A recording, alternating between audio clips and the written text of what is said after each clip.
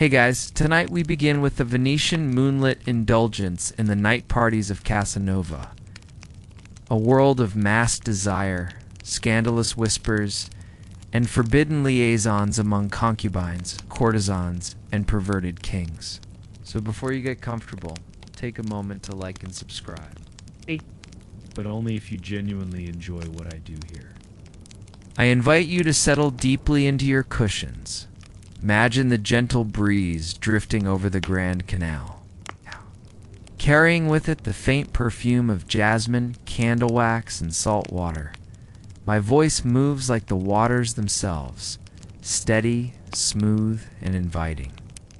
Every word draws you closer until you are there with me, gliding along the canals of Venice, the city of masks, secrets, and scandal. I am Giacomo Casanova.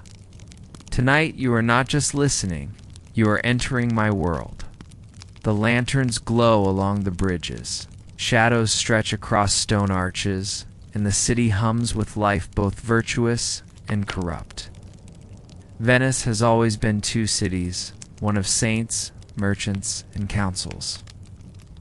The one of courtesans, gamblers, and mistresses who moved power with the curve of their lips. That second city, my city, was alive when the bells struck midnight. You hear the laughter before you see it, muffled behind shutters and silk curtains. Dice clatter on polished tables. Cards are shuffled by trembling hands. Nobles swear quietly as they lose fortunes to men far shrewder than themselves. At the same time, music plays faintly in the distance. Flutes, lutes, and voices that purr like honey. The night is alive with promise, with scandal, with desire. Let me guide you first through the courtyard of Count Marcello. By day he was a figure of dignity, his powdered wig perched proudly, his speeches in the council chambers polished like marble. But by night, when the courtiers had retired, he slipped into velvet slippers and disappeared into a hidden chamber behind painted frescoes. Few knew of that door, but I did. Inside, it was not the halls of government he presided over, but the silken throne of a mistress. She had once been a prostitute, her past whispered in shameful tones, but Marcello adored her above any noblewoman. They said he called her his concubine, his queen of shadows. His lips trembled not with speeches, but with kisses, his hands not with laws, but with longing. Can you hear it? The creak of a wooden chair? The clink of a glass being set on marble? Her laughter low, slow, dangerous? Marcello's honor remained intact in daylight. Yet in those candlelit hours, he traded it all for size, for warmth, for the scandal that would have destroyed him if ever exposed. And yet he was not alone in such hypocrisy. Across the hall, behind a velvet curtain, moved a man disguised as no one could mistake, did no one dare name him. They called him simply the King. Some whispered he was a cousin of a Bourbon prince.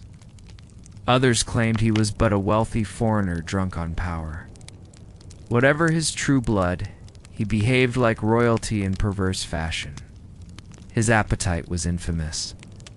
He collected courtesans as if they were coins, each one masked, each one stripped of their past, but not their allure. His banquets outshone Versailles in their decadence, filled with wine, silk, and whispered barter of flesh for favor. His parties were called suppers, but everyone knew them as scandals. Servants carried trays heavy with fruit dripping in syrup, oysters glistening in silver bowls, and goblets of wine dark as blood. But the true feast began only when the doors were locked and the music grew softer. Courtesans leaned close to nobles, mistresses toyed with their kings, and whispered promises hung in the smoky air. The king laughed the loudest, his voice echoing through the chamber like a hymn to desire itself. They called him perverted, yet men and women alike bowed before his power, intoxicated by his command. As the night deepened, the air thickened with perfume and sweat. Behind masks, identities melted. A prostitute could be mistaken for a duchess, a concubine for a queen, and who among them would protest? In Venice, a mask was not deception, but liberation. And I, Casanova, moved among them freely, my smile as much a key as any coin. There was Bianca, her gown the color of the sea at midnight. She laughed with nobles, but her eyes sought secrets. Whispers said she had shared a bed with the envoy of Spain, and from him learned of treaties not yet signed. Others said she lay once with a cardinal's nephew whose pillow talk betrayed more than prayers ever would. She was no mere courtesan. She was a collector of power, a mistress of information. And when she leaned close, her perfume carried not only desire, but danger. Do you feel it?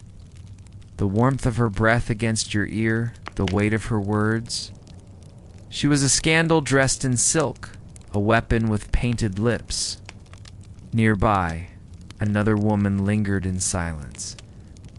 Older, veiled, she carried herself not as a courtesan, but as something more ancient.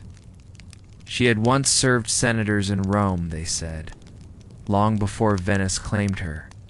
Whispers called her the mistress of secrets. She had seduced cardinals, even a pope's nephew, slipping truths from them as easily as jewels from a purse.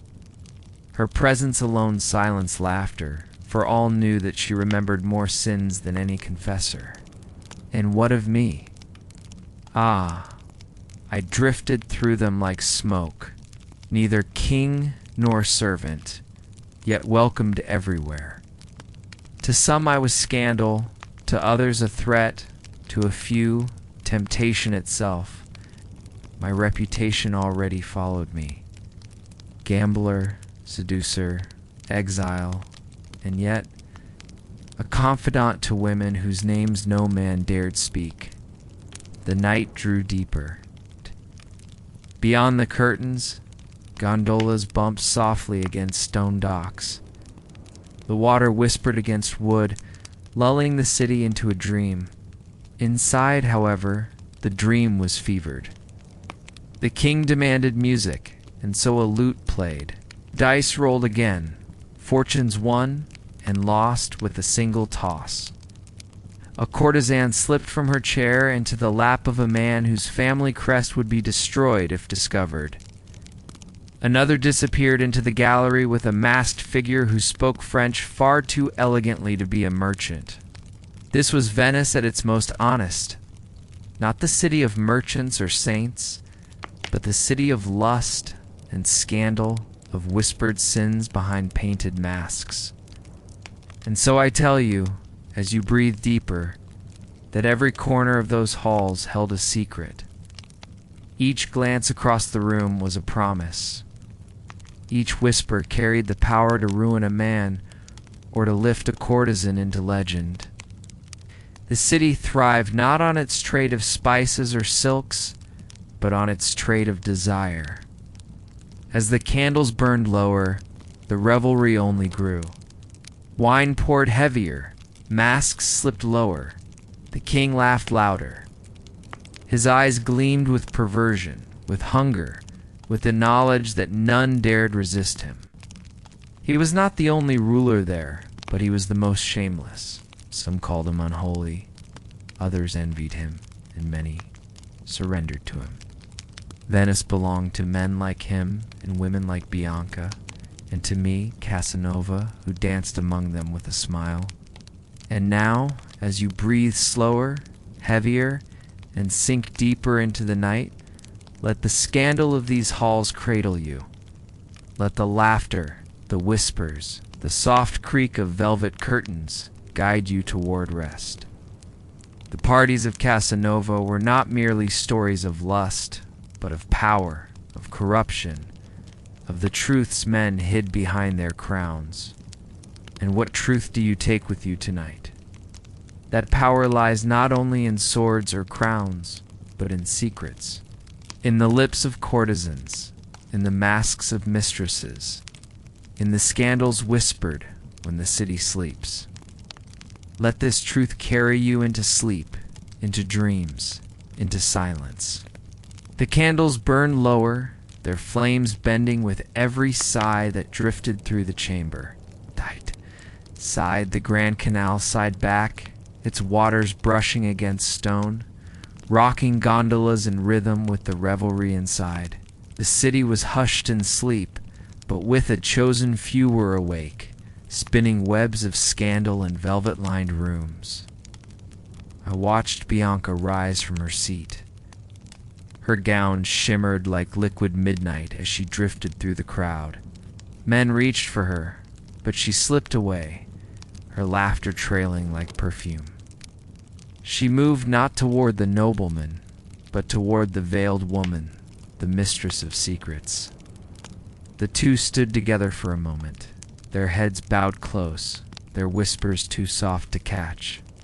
Yet the way their eyes gleamed told me everything.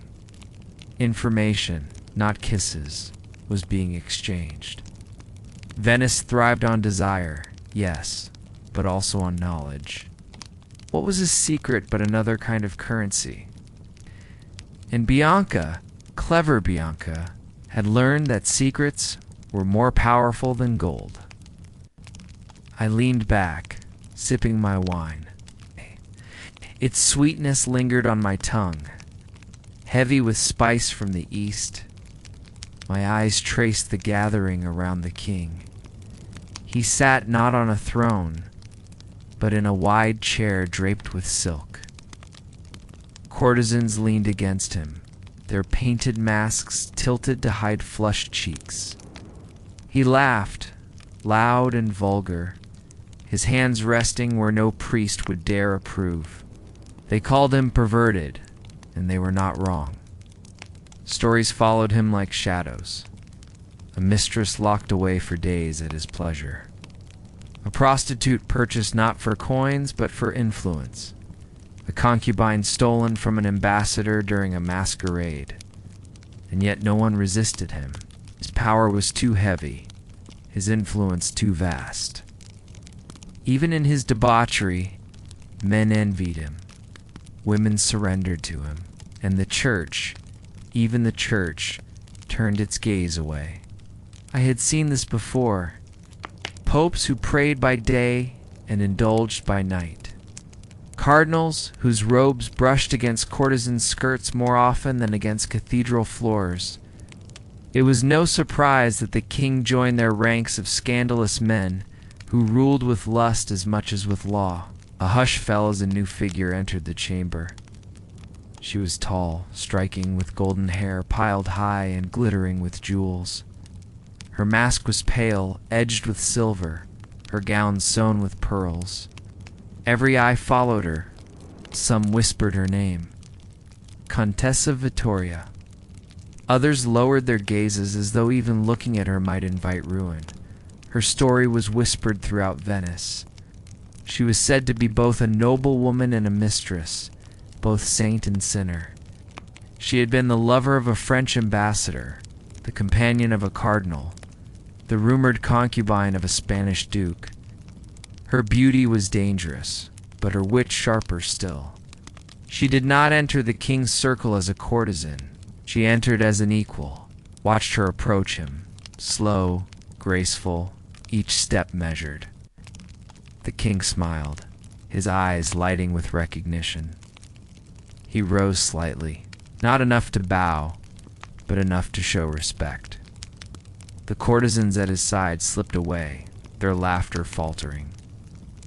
The chamber shifted, the air tightening with anticipation. She leaned close. He whispered something into her ear. She smiled, but her eyes flickered elsewhere to me. A glance, brief, piercing. I felt it like a hand on my chest. In that single look she had measured me, weighed me, and perhaps invited me. But in Venice, every invitation carried danger. The mistress of secrets drifted closer, her veils brushing the floor.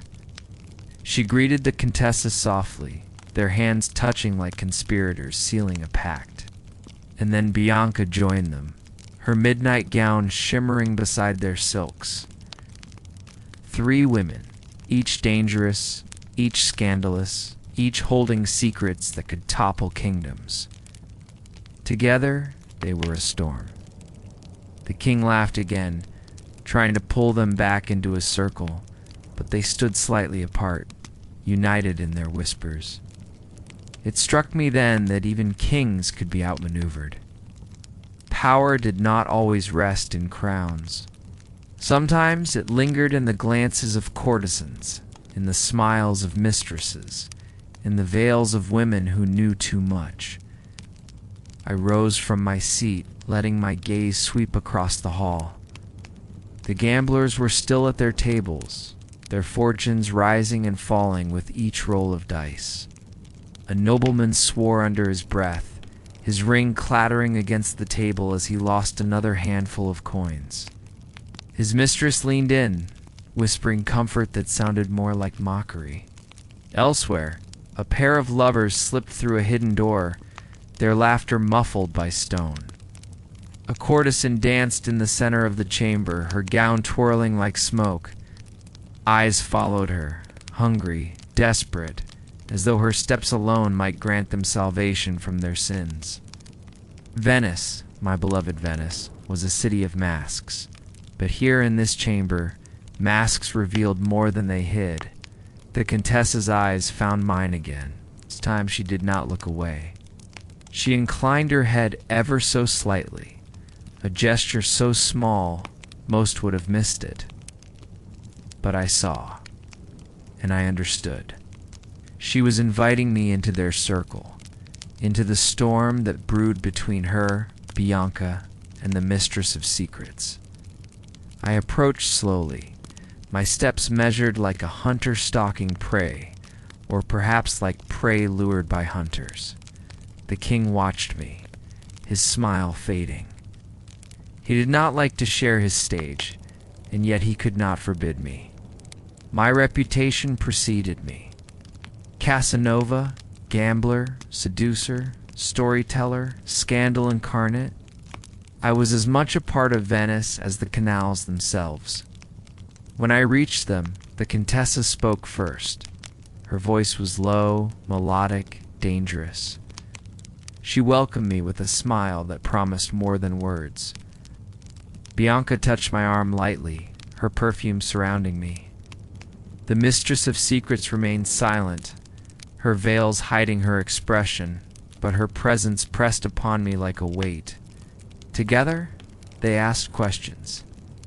About the king, about his appetites, about the nobles who served him, the debts they carried, the mistresses they kept. I answered with care, my words chosen like cards in a game of chance. One wrong phrase, and I could lose everything. One clever turn, and I could win not only their favor, but their secrets. This was not seduction of the flesh, this was seduction of power. And in Venice, the two were never far apart. The night deepened, candles guttered, their wax spilling down iron holders. The air grew heavy with smoke and perfume, with the heat of too many bodies pressed together. Yet the 4 of us stood apart, locked in a quiet exchange that held more weight than any drunken laugh in the hall. The king grew restless. He called for more wine, more music, more dancing. He demanded the courtesans return to his side, but I saw his eyes flicker toward us, sharp and suspicious. He feared losing control, even in a room he believed was his. And perhaps he was right to fear. For in that moment I realized something. The scandals of Venice were not accidents, not mere indulgences of lust. They were weapons. Weapons wielded by those clever enough to turn whispers into chains. Contessa knew this. Bianca knew this. The mistress of secrets had built her life upon it, and now they were drawing me into their design. I smiled, raising my glass. The wine shimmered in the candlelight, deep and red. I drank slowly, savoring its taste, its warmth. My eyes never left theirs. The night was far from over. The night pressed deeper into its own secrets, like velvet folds wrapped around the city. Outside, Venice slept, its canals hushed and its windows dark, but inside the chamber, the fire of scandal glowed brighter. Every whispered word, every exchanged glance, every soft laugh was another stroke of flame in a room already set ablaze. The Contessa's gaze lingered on me, sharp and unyielding. She was a woman who wore pearls, not as ornaments, but as weapons, each one a reminder of a conquest or a secret kept. Bianca leaned closer, her perfume heavy with roses, her hand brushing my sleeve as though by accident, and the mistress of secrets. She did not touch, she did not smile, yet her silence was louder than any voice. Together, they formed a trinity of temptation and danger, and I stood at its center. The king grew louder, his laughter shaking the air. He clapped for music, commanded courtesans to dance, demanded wine until the table bent beneath its weight. But beneath his bravado, I could sense the unease. He was a man who required control, who fed on submission. And now he saw power shifting away from him toward the circle I stood in, toward women he could not command. Bianca leaned into me, her lips close to my ear. She spoke of debts owed by noblemen at the gambling tables. She whispered names: Marcello, Lorenzo, the Doge's nephew-men who had staked their fortunes and their honor and lost both. Each name dripped like honey, sweet but dangerous, each revelation another layer of scandal. The Contessa followed with her own whispers. She spoke of letters intercepted, of alliances betrayed, of ambassadors who shared not only treaties but beds. She told me of a French envoy whose passion for her had led him to reveal secrets of his court, secrets that could have cost him his life. She smiled as she said it, her lips curved like a blade. The mistress of secrets did not whisper. Instead, she watched me with eyes hidden behind her veil, and in that gaze I felt the weight of centuries. It was said she had once known popes, that she had seen Rome burn with its own scandals long before Venice claimed her. She needed no words. Her presence alone reminded me that in a world of whispers, silence was the most dangerous weapon of all. The king rose from his chair. He crossed the chamber, his steps heavy, his courtesans trailing behind him like ribbons of silk. He stopped before us, his eyes sharp, his smile forced. He greeted the Contessa with mock courtesy, kissed Bianca's hand with false gallantry, and nodded toward the mistress of secrets with the barest respect.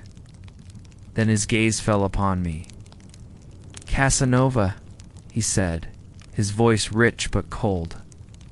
"You always appear where you are least expected and most disruptive." I bowed slightly, my smile never faltering. "Your Majesty, Venice is a city of surprises. Surely you would not wish it otherwise." His laughter boomed, but it did not reach his eyes. He raised a glass and toasted to scandal, to secrets, to the pleasures of the night.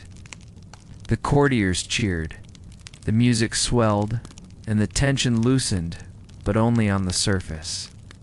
Beneath, the current swirled darker, the night carried on. Nobles gambled fortunes away on dice that clattered like bones. Courtesans whispered promises behind masks, their hands lingering longer than propriety allowed.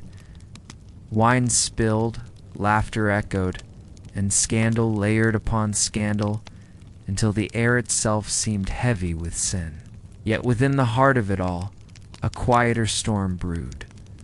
The Contessa, Bianca, the mistress of secrets, and I stood together, weaving words that mattered more than any dance or dice. We were not simply indulging in pleasure. We were shaping power. I recall a story told that night, whispered by Bianca as she leaned closer, her lips brushing my ear.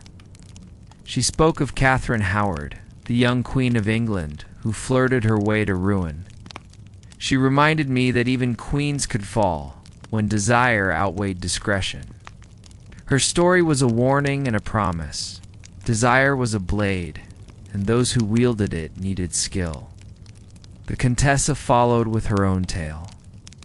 She spoke of Lucretia Borgia, the Pope's daughter, whose beauty and cunning made her both feared and desired.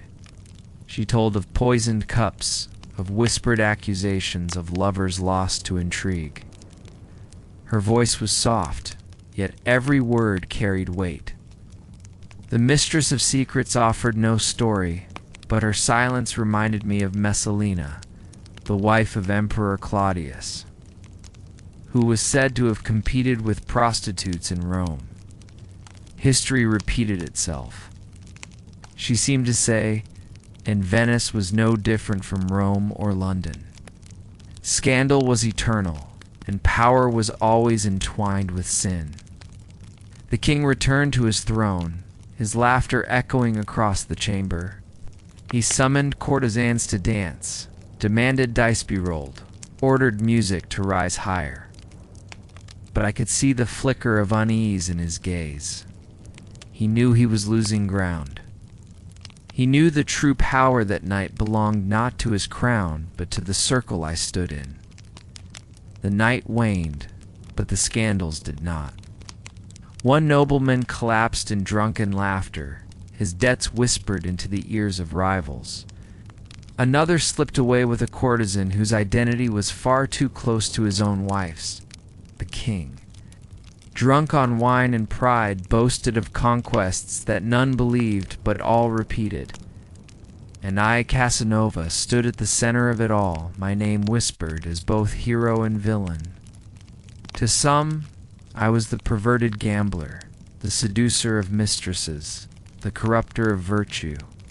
To others, I was the confidant, the storyteller, the one who turned scandal into legend. As dawn approached, the candles burned low, their wax pooling like melted secrets. The courtesans slipped away into shadows, their laughter fading into silence. The nobles stumbled home, their fortunes lost, their reputations stained. The king retreated to his chambers, his crown heavier than his pride. But the Contessa remained. Bianca lingered, and the mistress of secrets watched. Together, they held me in their gaze, as though deciding my fate. And in that moment, I understood the truth of Venice. It was not kings or councils who ruled the city. It was the courtesans, the mistresses, the women who turned whispers into chains. They were the true power, and I was fortunate enough to walk among them. The night parties of Casanova were not mere indulgence. They were the heartbeat of a city built on scandal. They were proof that power lies not in crowns, but in secrets. And as the sun rose over the canals, I knew that what we had woven in whispers would outlast even the mightiest of kings. The first glow of dawn seeped faintly through the shutters, a pale wash that kissed the edges of the chamber. Yet inside, time seemed suspended. The air was still thick with wine, perfume, and whispers, as though the night refused to release its grip. I reclined against a velvet chair, my mind drifting through the labyrinth of secrets unraveled. The games played and the scandals ignited. The Contessa sat across from me, her gown loosened, pearls spilling against bare skin in deliberate disarray. Bianca stretched languidly beside the hearth, the fire painting her face in amber tones. Her eyes half closed but listening to every word. And the mistress of secrets remained, veiled and silent, Yet her presence was so powerful that none of us dared pretend she was fading with the night. I spoke first, my voice low, my tone conspiratorial. "Do you know," I murmured, "that once there was an emperor of Rome Elagabalus who dressed himself not as a warrior, but as a courtesan?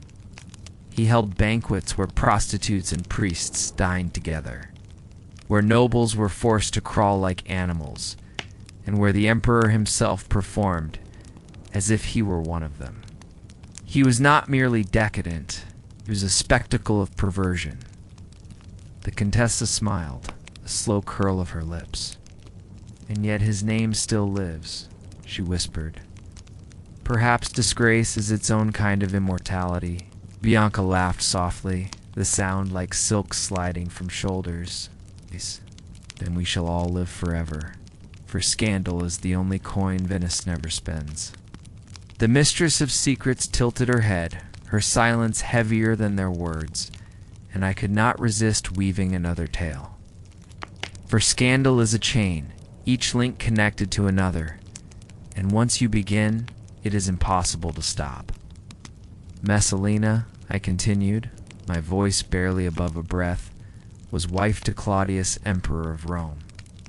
It is said she challenged the prostitutes of the city to a contest who could bed more men in a single night. Messalina won.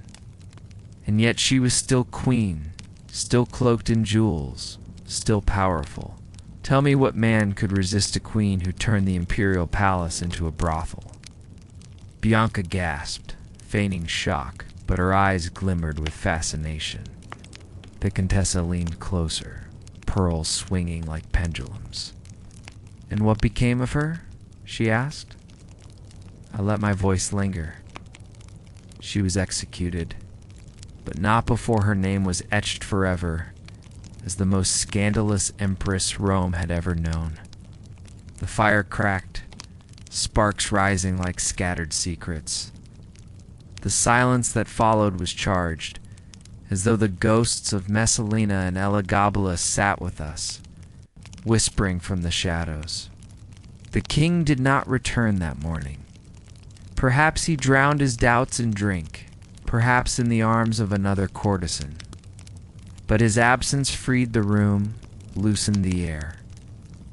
And so the women leaned closer, urging me to tell more, always more. I gave them Catherine Howard, young Queen of England, whose flirtations cost her a crown and her head. I gave them stories of Yang Gai Fei, the beloved concubine of China's Tang dynasty, whose beauty was said to topple kingdoms, whose indulgence in music and dance became a scandal so deep it provoked rebellion. Bianca sighed, as though drunk on the stories themselves. To be desired so deeply that men would burn cities. Imagine, the Contessa's smile turned wicked. Desire is a kingdom greater than any throne. And the mistress of secrets finally spoke, her voice a whisper so faint it felt like breath against the skin. "But kingdoms fall, only whispers endure." Words chilled the room, and yet they thrilled me too, for in Venice it was true. Whispers outlasted palaces, scandals outlasted crowns. The night parties of Casanova were not merely flesh and wind, they were rituals of memory. Each scandal retold was a resurrection, each whisper another chain binding the past to the present. Rome lived again in that chamber. London, Paris, Beijing. Queens and concubines, kings and emperors, prostitutes and popes all reborn in our voices, their sins mingling with our own. Bianca shifted closer to me, her hand grazing mine. "Tell me of popes," she murmured, her tone both innocent and wicked.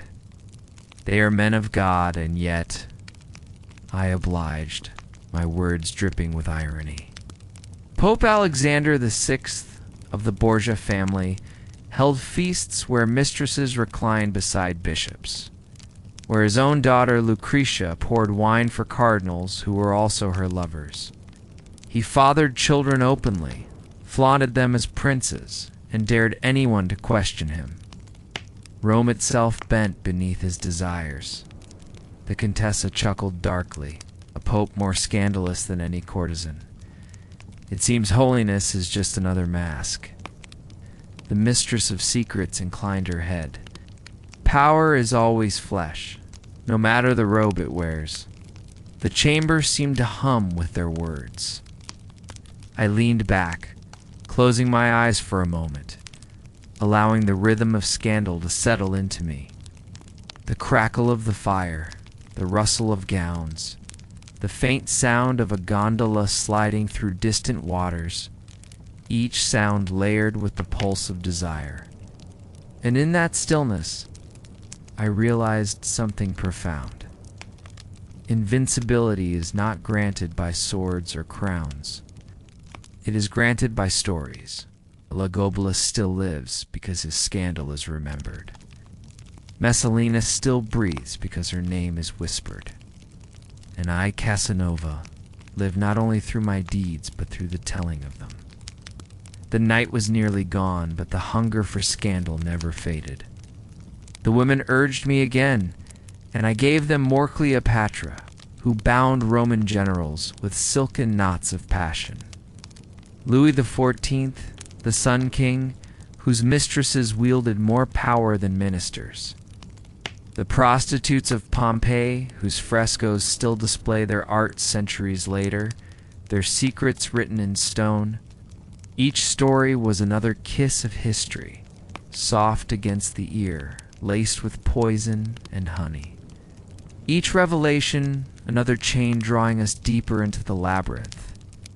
And as the first true rays of sun pierced the shutters, golden light spilling across silken velvet, I knew that though the night had ended, the scandal never would. It would carry into the day, into the canals, into the very stones of Venice. For scandal, once spoken, can never be silenced. Venice awoke slowly, as though reluctant to leave the arms of night. The sun spilled across the canals, gilding the rippling water, but even in daylight the city carried shadows. I stepped out from the chamber at last, leaving behind the dying embers of the hearth, the lingering perfume of courtesans, and the whispers of scandals that still echoed in my ears. The gondolier who ferried me down the Grand Canal said nothing, but his silence was thick. He had seen men stumble from palaces before, their fortunes lost at dice, their reputations gutted by rumors, and their lives altered by a single night. He needed no words. Venice itself told the story on his behalf. The city gleamed, but beneath the gleam was rot. The Doge's palace loomed in marble splendor, yet I knew of bribes that had built it. The basilica sang with sacred hymns, yet their priests dallied with mistresses behind cloisters. And every masked noble who crossed the bridges seemed more like a gambler than a guardian of state. Venice was not a city of saints, it was a city of secrets. I leaned back in the gondola, allowing the gentle sway to lull me, and thought of the scandals that had stitched the night together. They clung to me like the scent of smoke. Messalina, Elagabalus, Lucretia Borgia. Catherine Howard, their names pulsed through my mind like notes of a forbidden melody. Each one a reminder that power was never pure, that history itself was written in scandal. But daylight had its own stories. I knew that behind every shutter, in every villa, secrets writhed in silence. Husbands bribed their wives' lovers to stay discreet. Mistresses held power greater than ministers, extracting favors with a single kiss. Prostitutes walked proudly, for they had more control over men than bishops or kings. Venice did not sleep when dawn came. It merely shifted masks. That morning, I joined a circle of nobles at the Ridotto, Venice's grand gambling house. Cards slapped against tables, dice tumbled like bones, gold coins clinked like chains. The air smelled of sweat and musk, though draped in perfume. It was here, not in the palace, that Venice's true fate was decided. Fortunes were won and lost in a heartbeat. Lives were sold as easily as wagers. A marquis at the table boasted of his lineage, but his hands trembled as he laid down his bets. I knew his estate was already mortgaged, his jewels pawned. Yet he played on, desperate, as if the cards themselves might resurrect his name. He lost, of course, and when the last coin was gone, he rose with a bow that masked his despair. But whispers followed him as he left, whispers that would strip away his dignity long before his creditors came. Beside him, a countess played with a smile so serene it masked her hunger, wagered not money, but secrets. "If I lose," she purred, "I will tell you who shares the Doge's bed," as she lost deliberately, and the table leaned closer, hungry for scandal. The secrets spilled like wine, staining reputations more than coins ever could. And I, Casanova, sat among them, my own smile sly, my own hand steady. For me, gambling was not about gold. It was about knowledge, about weaving myself deeper into the fabric of Venice's whispered sins. Each loss was a lesson. Each win was a doorway to another secret. It was here I recalled the stories of kings who wagered more than they could afford. Henry VIII, who gambled not with dice but with wives, discarding queens as though they were failed hands at cards. His Catherine, his Anne, his Jane all pawns in a game of lust and legacy. And Charles II of England, the merry monarch, who filled his court with mistresses and bastards, his royal bed more crowded than his council chamber. The nobles at the Redondo laughed at such tales, yet their laughter was uneasy. They knew that history mocked them as much as it celebrated, for every crown carried a shadow, every throne a scandal. When the games ended, I left Richard not in coin, but in whispers. A senator's daughter was rumored to be pregnant with her tutor's child. A bishop was said to have spent the night with a prostitute dressed as the Virgin Mary. A merchant's wife had been seen slipping into the bedchamber of her husband's rival. Venice fed on such stories. They were traded like currency, spoken in hushed tones on gondolas, carried across bridges, etched into the very stones of the city. By evening, I returned once more to the chamber where the women waited.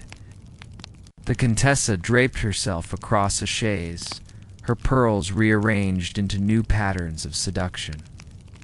Bianca lounged with a glass of wine, her laughter ready at her lips. The mistress of secrets remained veiled, eternal, her silence thicker than any rumor. They wanted more. Not dice, not wine, not touch. They wanted stories. And I, ever the servant of scandal, obliged. I spoke of Pompeii, where brothels were carved into stone, frescoes of lovers frozen in their eternal poses. I described the rooms, the prices scrawled on the walls, the whispers of men who paid for pleasure even as Vesuvius prepared to swallow them. Pleasure and death, scandal and ashes inseparable, eternal. The Contessa shivered with delight. Even the earth itself could not silence their sins. Bianca sighed. To be remembered not for virtue, but for vice. Perhaps that is true immortality. The mistress of secrets lifted her veil just enough for her eyes to gleam. History belongs not to the holy, but to the scandalous, she said, and her words settled over us like a benediction. The night deepened again. Candles flared, wine poured, whispers wove themselves into chains that bound us tighter than flesh ever could. Venice outside drifted into shadows, its gondolas silent, its palaces sleeping. But in that chamber, history lived again, scandal breathing through every story, every sigh, every secret. And as I closed my eyes for a moment, listening to the fire crackle, to Bianca's laughter, to the Contessa's pearls sliding against silk, I felt invincible. Not because of power, not because of crowns, not because of coin, but because of scandal. For scandal makes gods of mortals and mortals of kings. The chamber was warm, heavy with the perfume of roses and musk, yet my words carried us far from Venice. For scandal knows no borders, breathes through every kingdom, across oceans and deserts, whispering in the shadows of palaces from Rome to Beijing, from London to Istanbul. The Contessa leaned forward, her pearls brushing her bare skin as she asked, "And what of the East, Casanova? Surely their palaces' new pleasures are stones never dreamed of." Bianca's eyes gleamed with curiosity, her lips parted as if thirsting for tales.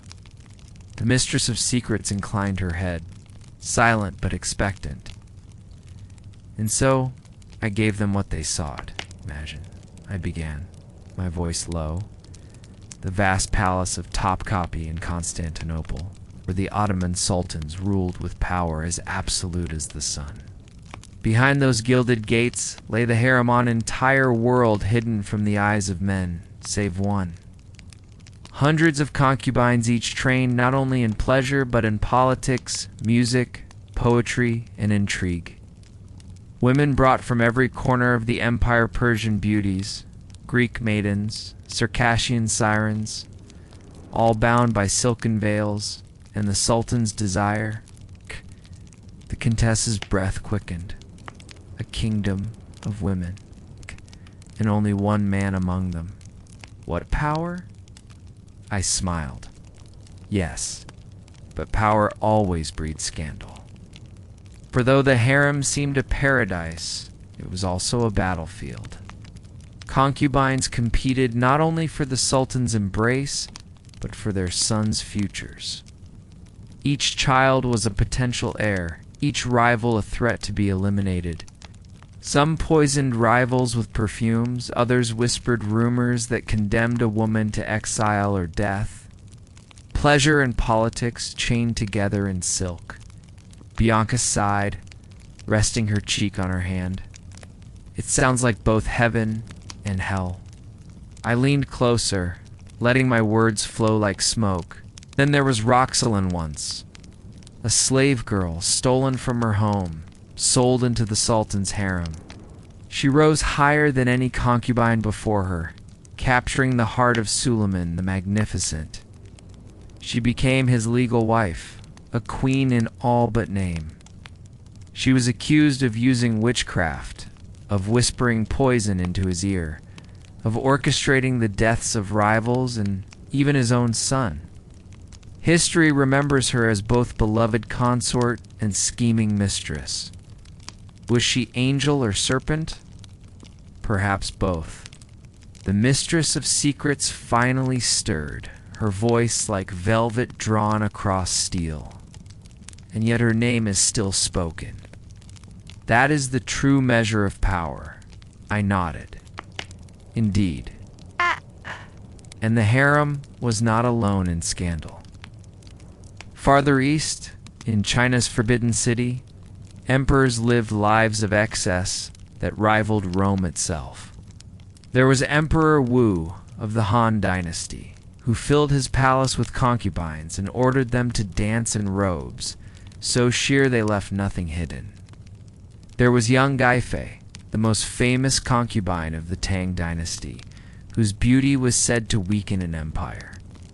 She bathed in pear blossom-scented waters, her skin like silk, her lips always painted red.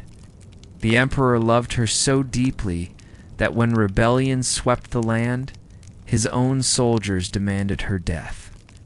And so, in a whisper of silk and sorrow, the most desired woman in China was strangled beneath a tree. The Contessa shuddered, her pearls trembling with her, to be loved so much, and then destroyed by it. There is no tragedy more perfect. Bianca's eyes softened, her voice hushed. Was it not always so? Love and ruin are the same. I let their words linger before I drew them further. And in India, within the palaces of the Mughal emperors, concubines glittered brighter than jewels. The great Shah Jahan, who built the Taj Mahal, surrounded himself with women whose beauty was said to rival the marble of his tomb. Yet even in his court, scandal thrived.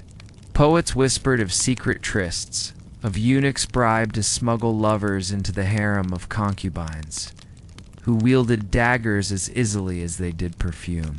Desire was never gentle, it was a weapon, sharp and deadly. The mistress of secrets inclined her head. And yet, Casanova, are these not the same sins as ours? Dice flesh whispers poison. East or west, kings and concubines are alike. I laughed softly, the sound wrapped in smoke. Yes, it is always the same story power, entangled with desire, scandal entwined with crowns. Whether in Venice or Constantinople, Rome or Beijing, it is the same music played on different instruments. The fire in the chamber crackled. Bianca's hand brushed mine again, soft, deliberate. The Contessa leaned closer, her pearls pressing against my arm. And the mistress of secrets, though veiled, seemed to loom larger, her silence commanding. I continued, unable to resist the pull of their hunger for scandal. Do you know of Harun or Rashid, the Caliph of Baghdad?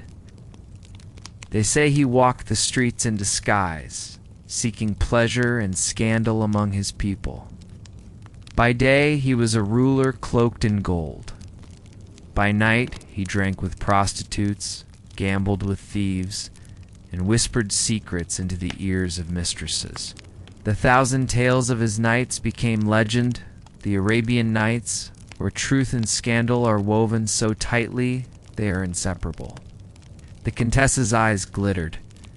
A caliph who dressed as a common man. Imagine the danger, the thrill. Bianca laughed, soft and wicked. Imagine if our Doge did the same. It would not last an hour. The mistress of secrets did not laugh.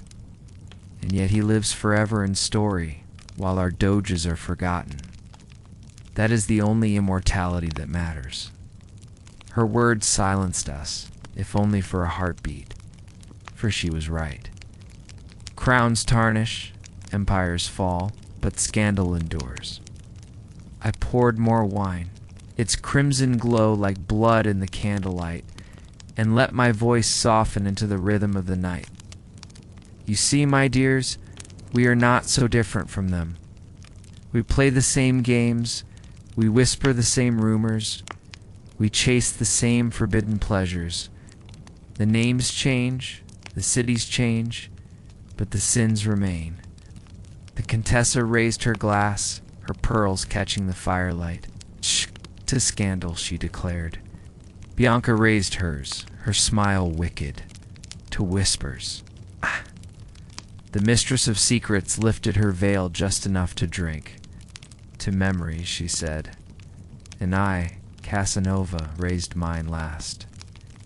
To invincibility, I whispered, for as long as scandal breathes our names, we shall never die.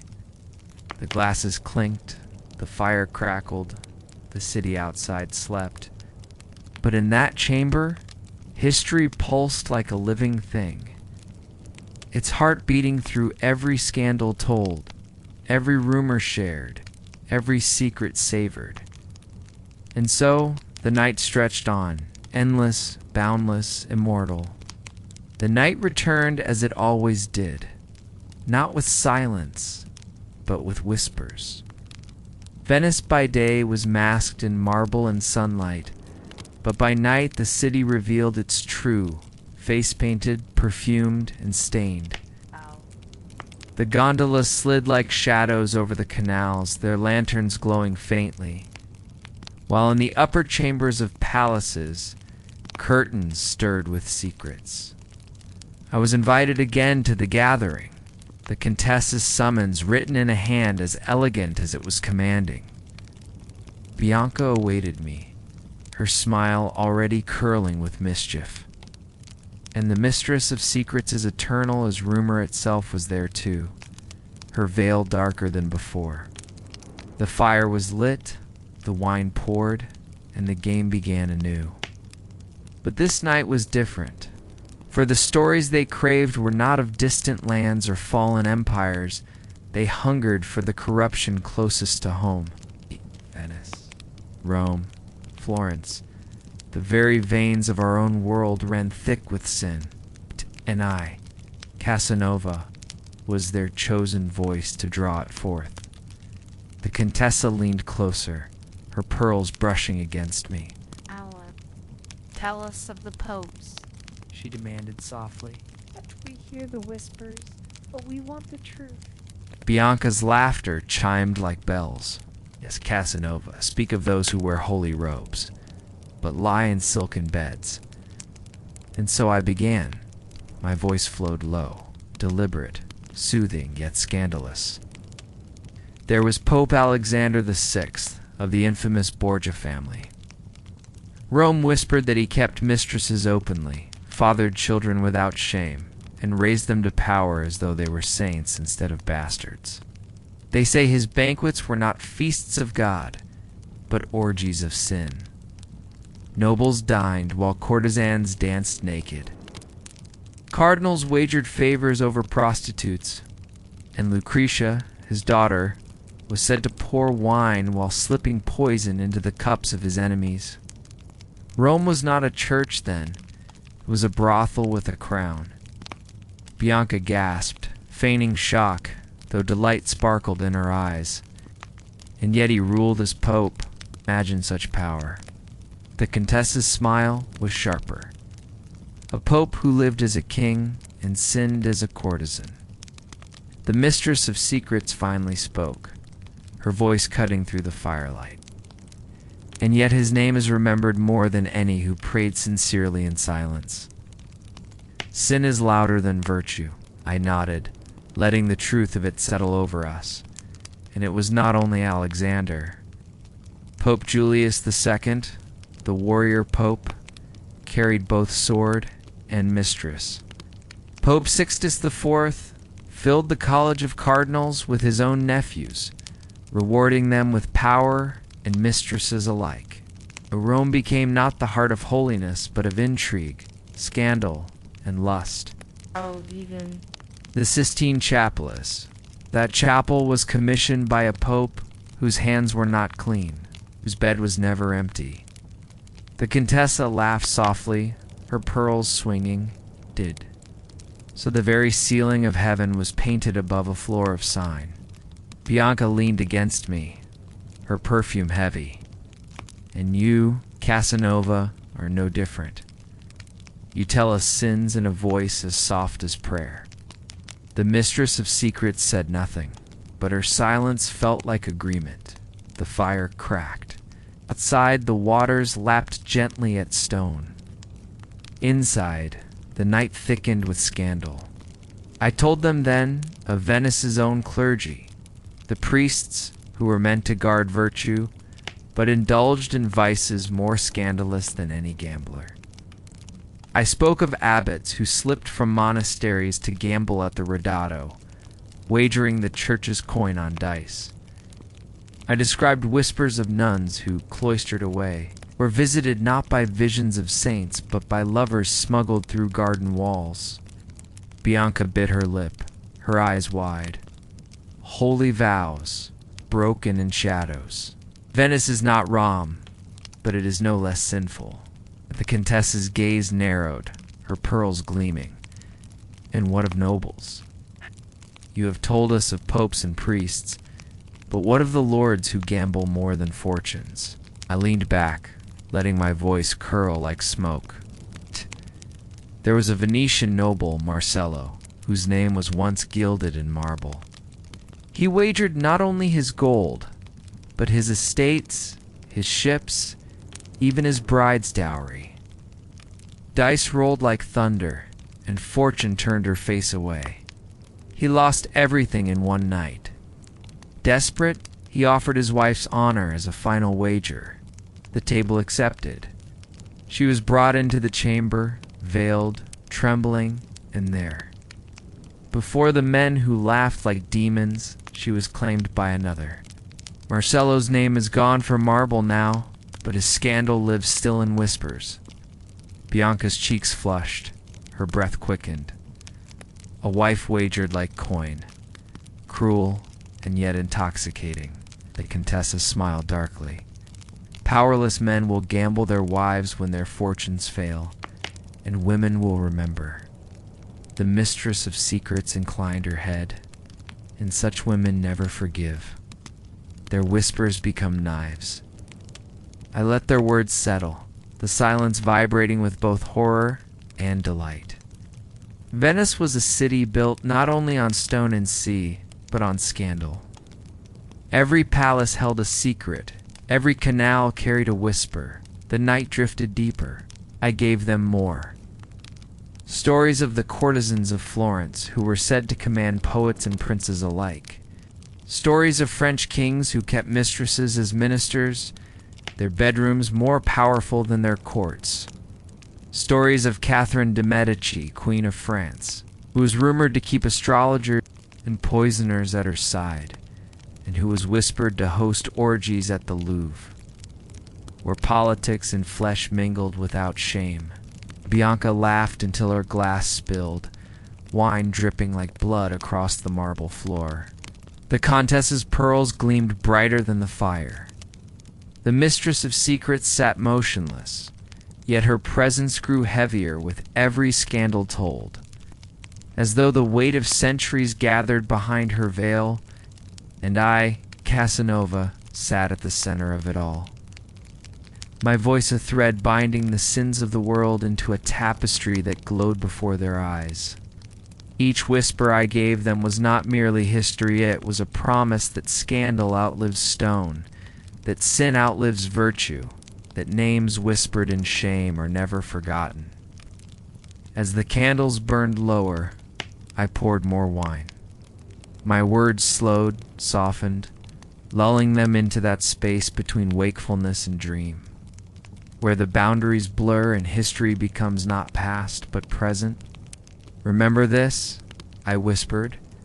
A king dies, a pope fades, a noble's fortune vanishes, but scandal lives forever. Tonight you have dined with Alexander VI, with Messalina, with young Guy Fay, with Elagabalus. You have drunk with them, gambled with them, sinned with them, and in that you are immortal. Ow. The fire cracked once more, its sparks fading into ash. Outside, Venice slept, its waters black and still. Inside, scandal breathed on, eternal.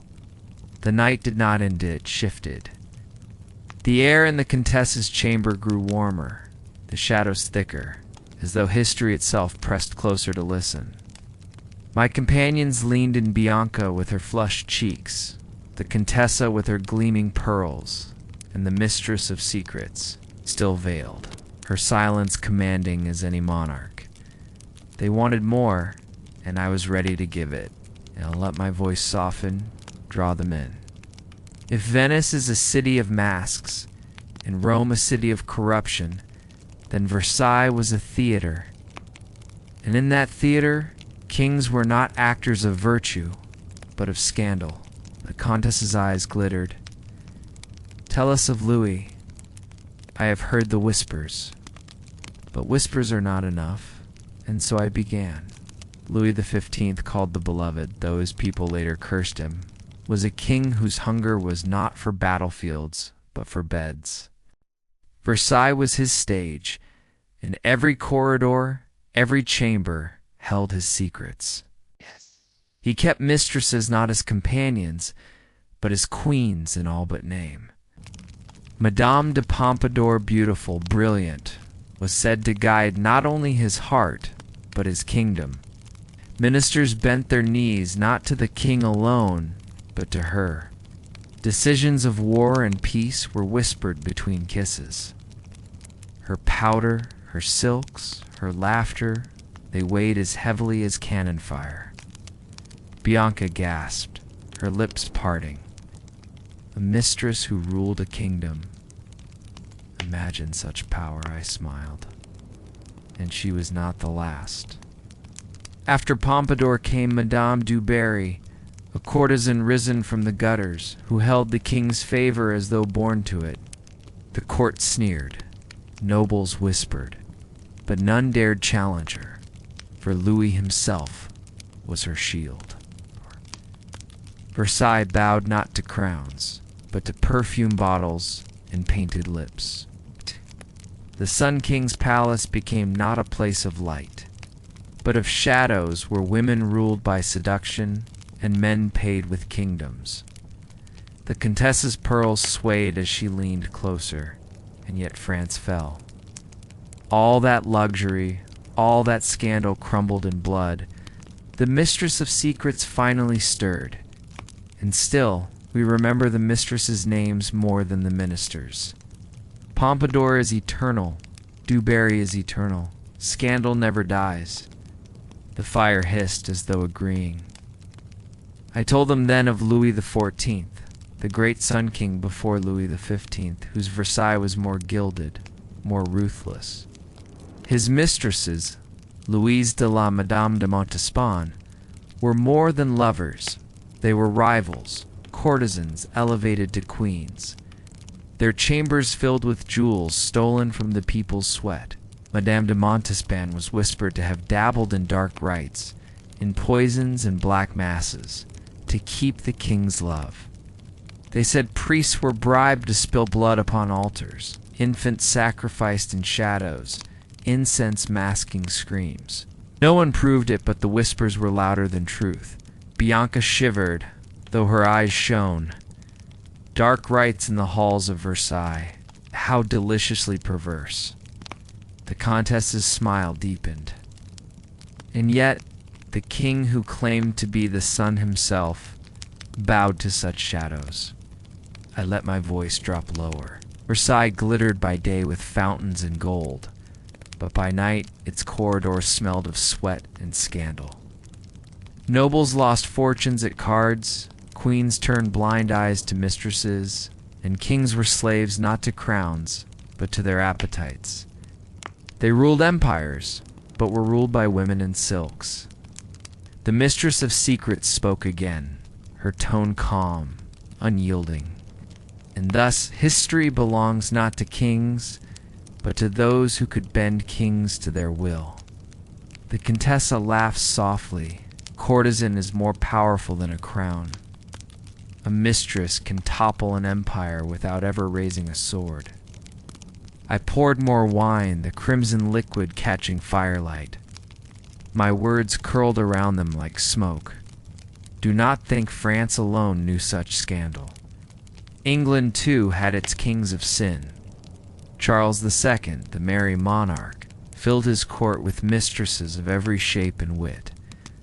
Barbara Palmer, Louise de Nesle, Gwent, their names were spoken more often than the names of generals. Charles himself admitted he had no interest in governing soberly, only in living merrily. His bed was his throne, his lovers, his council. Bianca laughed, her head falling against my shoulder. A king who ruled from his bed, that is a crown I could wear. The Contessa's lips curved. And yet a king who dies is forgotten. His mistresses live forever in whispers. The mistress of secrets leaned closer. It is the scandal that binds memory. Without it, kings fade. The fire grew low, casting the room into deeper shadow. I spoke then of the gambling queens, those who squandered fortunes as recklessly as soldiers lost blood. Marie Antoinette herself was whispered to sit at gaming tables until dawn. her jewels glittering under candlelight, her debts hidden beneath silks. Paris starved, but Versailles played. Bread vanished from the people, but cards never ceased to shuffle. Her name would one day be carried to the guillotine, but tonight, in scandal, it still reigned. Bianca's eyes widened, her breath quick. A queen who gambled while her people starved. It is madness. The Countess's pearls caught the last flickers of light. Madness. Yes, but intoxicating. Power always gambles. Some with lives, some with gold, some with flesh. The mistress of secrets nodded once, her veil unmoving, and always the price is blood. My words lingered, my voice soft as a lull, so Versailles fell.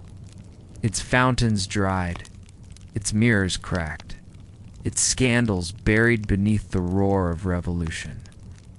But even as heads rolled, the names of mistresses lived on. Pompadour, Dubarry, Montespan, Antoinette, they are still with us, whispered like prayers and reverse prayers, not of virtue, but of sin. The fireside, embers glowing like dying stars. Outside, Venice's waters held the moonlight.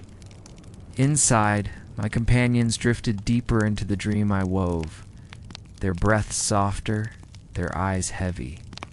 My words had lulled them into scandal's embrace, where kings and queens, popes and courtesans lived again. I leaned closer, my final words a whisper. Remember this. Crowns tarnish, thrones crumble. But scandal is eternal. And tonight, you have walked Versailles by candlelight, seen kings kneel to mistresses, and watched queens gamble away kingdoms. The night has given you their secrets. Sleep now, knowing you are richer than kings be, 'cause you carry the whispers that will never die. The chamber was silent, save for the faint crackle of the last ember. History itself seemed to sigh, satisfied. The fire was almost gone, reduced to glowing embers that pulsed faintly like the last heartbeat of a dying beast. Yet the room was not tired. Bianca's eyes still gleamed with hunger. The Countess's pearls still swayed, and the mistress of secrets had not moved, her stillness deeper than sleep. They wanted more, always more, and so I gave them Italy. France glittered with golden sin, I whispered, but Florence was different. Florence was not a theater, nor a masquerade. She was a labyrinth of blood and silk. Her rulers, the Medici, were merchants crowned as princes, bankers who held the throats of kings. Their palaces were painted with saints, but their chambers hid mistresses, poisons, and whispered betrayals. Bianca leaned closer, her lips parted. Tell us of them. The Medici are always whispered of, but never spoken plainly. I let the silence build before speaking. Cosimo the Medici, called the father of Florence, ruled not by sword but by purse. He bribed priests, cardinals, even popes, until Florence bowed. Behind convent walls, he kept mistresses, courtesans, who whispered secrets into his ear. And when rivals rose against him, they did not face armies. They faced assassins in alleys, cups laced with powders, and scandals that destroyed reputations before blood was spilled. The Countess's eyes glittered, her pearls catching the dying light. A banker who ruled as a king. Power without crown is the most dangerous of all. The mistress of secrets finally spoke, her voice calm and sharp. Florence remembers not the gold, but the poisons. I smiled faintly. Then came Lorenzo, the magnificent, grandson of Cosimo. He made Florence a jewel, a city of art and splendor. But his palace was not free of scandal. Lorenzo's festivals overflowed with wine and flesh, his mistresses adorned in silks finer than queens. He married, yes, but his true loves were women whose names history seldom records, courtesans, poets, dancers who passed through his bed and whispered his secrets. Florence called him magnificent, but beneath the gold he was still a man who ruled by desire. Bianca sighed, almost dreamlike. A city of art built on sin, that is Florence. But I did not stop there. I let my voice grow darker. E. Do you know the story of the Pazzi conspiracy? I asked softly. It was Easter Sunday, 1478. The cathedral filled with incense and prayer. Lorenzo and his brother Giuliano knelt at the altar, their enemies pretending to pray beside them. But the Pazzi family had plotted with the Pope himself to rid Florence of the Medici. Knives were drawn. Giuliano was stabbed to death before the crucifix, blood spilling over marble, staining the hymns. Ow. Lorenzo was wounded, his cloak torn, his neck slashed, but he survived. Dragging himself into the sacristy, bloodied but alive. Bianca's hand flew to her throat. Murder in the house of God. The Contessa's smile was sharp. Assassins in a cathedral. Florence is blacker than Rome, as the mistress of secrets inclined her head, and the Medici answered, blood with blood. I nodded. Those captured were hanged from the windows of the Palazzo Vecchio. Their corpses swayed above the city, a warning painted in flesh. Florence prayed still, but her prayers were drowned in scandal. A family blessed by the Pope, yet damned by their sins, ruled Florence through poison, fear, and lust. The fire cracked faintly, as though shivering at my words. But the Medici scandal did not end there. I leaned in, my voice low. Catherine de' Medici, daughter of this house, carried Florence's sins into France. Married to Henry II, she became queen, then queen mother, her hands guiding kings like puppets. They called her the Black Queen, for wherever she walked, poison followed. Rumors said she kept astrologers, alchemists, poisoners in her chambers, and that her court was filled with women her so-called. Flying squadron, beautiful courtesans, trained to seduce nobles and gather secrets in bed. Through them, Catherine ruled not by sword, but by scandal. France became her theater of whispers. Florence's corruption carried north. Bianca shivered, her cheeks flushed. Mistresses as spies. A court of courtesans ruling a kingdom. The Contessa's pearls gleamed brighter, and history dares call her cruel. I call her brilliant. The mistress of secrets' voice was colder. Brilliance laced with blood is still poison. I let silence fall before I spoke again. Catherine's legacy did not end with her life. It lingered in France's wars, in its massacres, in its scandals. The St. Bartholomew's Day massacre tens of thousands slaughtered was whispered to be her will. Her name is cursed, but still spoken. Her mistresses are forgotten, but their whispers remain. That is Florence's gift to history power entwined with scandal so deeply that they cannot be separated. Bianca closed her eyes, her breath slowing, lulled by the rhythm of my words. The Contessa's smile softened, though her eyes burned. The mistress of secrets said nothing, but her silence pressed heavier than stone. I did not let the night rest. After Catherine came the Medici popes, Leo X, who spent the church's treasure on feasts, and prostitutes who turned indulgences into gold, who built St. Peter's with sin as mortar. Clement VII, who feasted while Rome was sacked, who bartered kingdoms while mistresses warmed his bed. The papal throne itself became Florence's final scandal, a brothel raised on holy ground. Bianca stirred, her eyes fluttering open.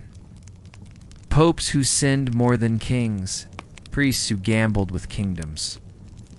The Contessa's pearls caught the last ember's glow, and yet the Medici are still remembered. Gold and scandal made them eternal.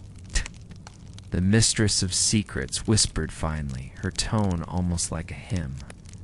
It is not art or prayer that preserves them. It is blood, lust, and whispers. That is their immortality. The last ember glowed faintly, then dimmed. Yet the chamber was still alive with scandal. My companions breathed it in as though it were incense, their eyes heavy, their hearts stirred. I let my voice drift softer, hypnotic, curling through the air like smoke. And so Florence stands. She gave the world beauty, yes, but also scandal. She crowned merchants as kings, courtesans as queens, mistresses as ministers. She painted saints, but lived as sinners. Her legacy is not marble, but whispers. And tonight, you have walked her streets, sat in her palaces, prayed in her churches, and bled in her conspiracies. Florence has claimed you as she once claimed me. The silence that followed was deep, heavy, endless. Outside, Venice's waters moved, but inside only history breathed. The embers were nearly gone now, their glow fading into ash. The room was wrapped in velvet shadow, and even the night outside had grown still, the canals of Venice holding their breath. Bianca lay heavy against my arm, her perfume softer now, her laughter stilled into a quiet hum of sleep. The Contessa's pearls no longer swayed, but rested, her smile serene, as though she had surrendered to the dream I had woven. Only the mistress of secrets remained unmoving, her veil darker than shadow, her silence eternal. I spoke more softly now, my voice a final whisper. "We have traveled far tonight," I said. From Rome's corrupt popes to Versailles' painted mistresses, from Florence's poisoned cups to England's merry monarchs.